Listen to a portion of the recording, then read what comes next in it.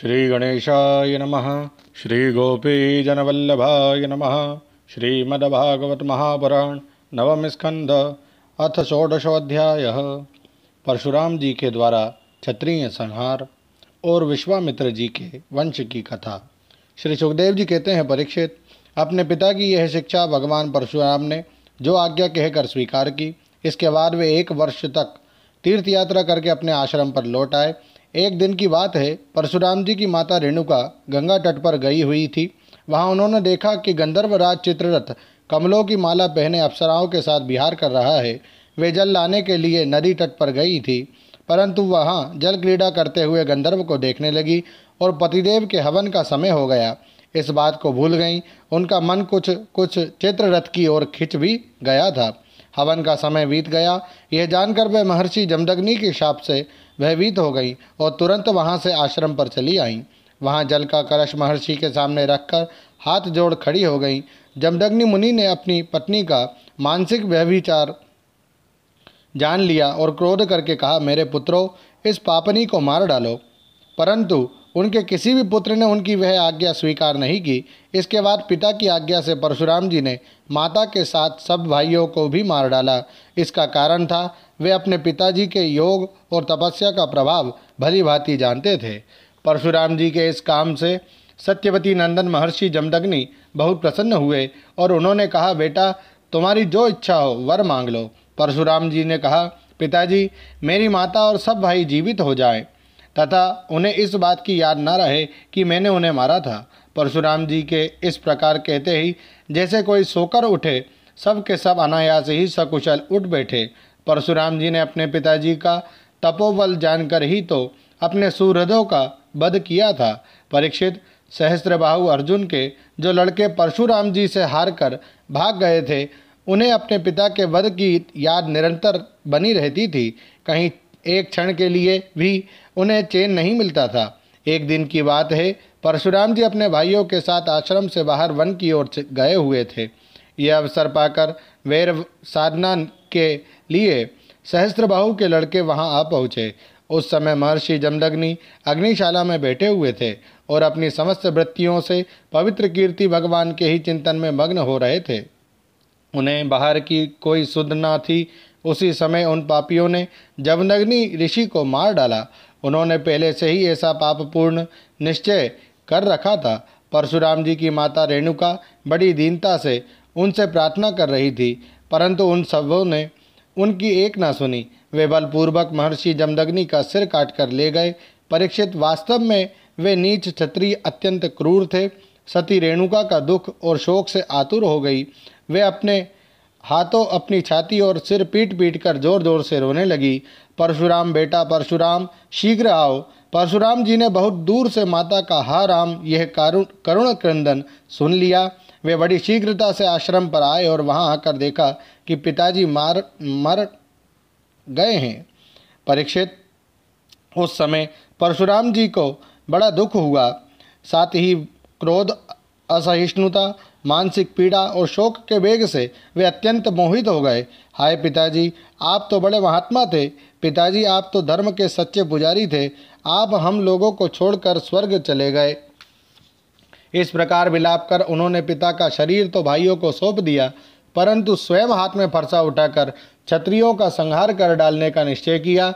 परीक्षित, परशुराम जी ने माहेश्मती नगरी में जाकर सहस्त्रबाहु अर्जुन के पुत्रों के सिरों से नगर के बीचों बीच एक बड़ा भारी पर्वत खड़ा कर दिया। उस नगर की शोभा तो उन ब्रह्मघाती नीच क्षत्रियों के कारण ही नष्ट हो चुकी थी। उनके रक्त से एक बड़ी भयंकर नदी बह निकली, जिसे देखकर ब्राह्मण द्रोहियों का हृदय भय से काँप उठता था। भगवान ने देखा कि वर्तमान क्षत्रिय अत्याचारी हो गए हैं, इसलिए राजन, उन्होंने अपने पिता के वध को निमित्त बनाकर 21 बार पृथ्वी को क्षत्रियहीन कर दिया और कुरुक्षेत्र के समंत पंचक में ऐसे ऐसे 5 तालाब बना दिए जो रक्त के जल से भरे हुए थे। परशुराम जी ने अपने पिताजी का सिर लाकर उनके धड़ से जोड़ दिया और यज्ञों द्वारा सर्वदेव में आत्मस्वरूप भगवान का यजन किया। यज्ञों में उन्होंने पूर्व दिशा होता को, दक्षिण दिशा ब्रह्मा को, पश्चिम दिशा अर्धवयु को और उत्तर दिशा सामगान करने वाले उद्गाता को दे दी। इस प्रकार अग्निकोण और विदिशाएं ऋत्विजों को दी। कश्यप जी को मध्य भूमि दी, उपद्रष्टा को आर्यव्रत दिया तथा दूसरे सदस्यों को अन्यान्य दिशाएं प्रदान कर दी। इसके बाद यज्ञांत स्नान करके वे समस्त पापों से मुक्त हो गए और ब्रह्म नदी सरस्वती के तट पर मेघ रहित सूर्य के समान शोभायमान हुए। महर्षि जमदग्नि को स्मृति रूप संकल्पमय शरीर की प्राप्ति हो गई। परशुराम जी से सम्मानित होकर वे सप्त ऋषियों के मंडल में 7वें ऋषि हो गए। परीक्षित, कमललोचन जमदग्नि नंदन भगवान परशुराम आगामी मनवंतर में सप्तऋषियों के मंडल में रहकर वेदों का विस्तार करेंगे। वे आज भी किसी को किसी प्रकार का दंड न देते हुए शांत चित्त से महेंद्र पर्वत पर निवास करते हैं। वहाँ सिद्ध गंधर्व और चारण उनके चरित्र का मधुर स्वर से गान करते रहते हैं। सर्वशक्तिमान विश्वात्मा भगवान श्री हरि ने इस प्रकार भृगुवंशियों में अवतार ग्रहण करके पृथ्वी के भारभूत राजाओं का बहुत बार वध किया।